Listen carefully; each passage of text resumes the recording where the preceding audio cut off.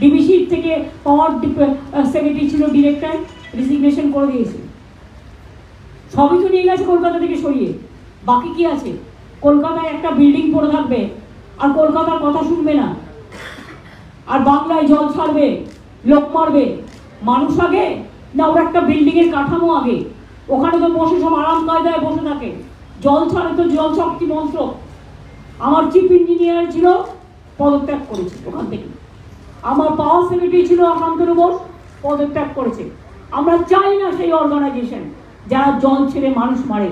DBC তো তৈরি হয়েছিল বন্যা থেকে মানুষকে বাঁচানোর জন্য। 4 লক্ষ কিউসেক মেট্রিক কিউসেক টন তারা জল রাখতে পারত। আর আজকে 20 কোথায় নেমে এসছে? রাস্তার সমান নেমে এসছে। 20 বছর ধরে ড্রেজিং করে না,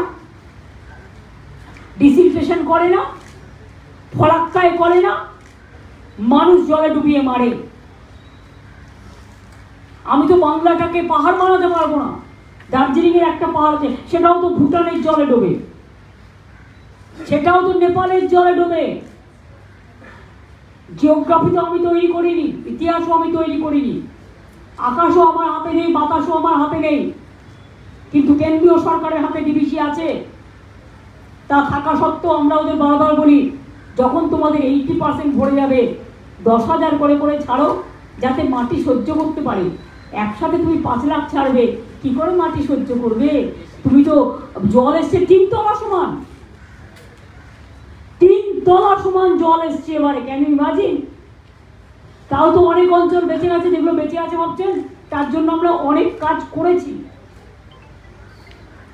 আগামী দিনেও করবো। কিন্তু যতক্ষণ ডিবিসি, আমি শুনেছি ওটা এখন কর্পোরেট হয়ে গেছে, শুধু পাওয়ার বিক্রি করে, এবং কিছুদিনের মধ্যেই খদ্দের ঠিক আছে বিক্রিও করে দেবে। যেমন রঘুনাথপুরে ইসিএল একটা প্ল্যান্ট বিক্রি করে দিচ্ছে, প্রাইভেট আন্দোলন চলছে। এগুলো মাথায় রাখবেন। রেলের কি অবস্থা? আজও তো ডিরেল, এভরিডে ডিরেল, ডিরেলের ওয়ার্ল্ড রেকর্ড করেছে। এখন তো কেউ কিছু বলেন না আপনারা।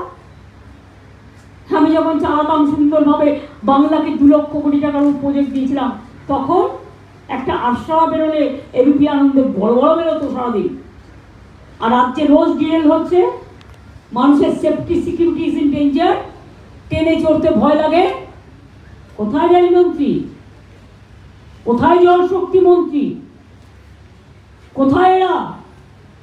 শুধু ভোট চাইতে আসলেই হবে? বিপদে মানুষের পাশে থাকতে হবে, এটা মাথায় রাখবেন।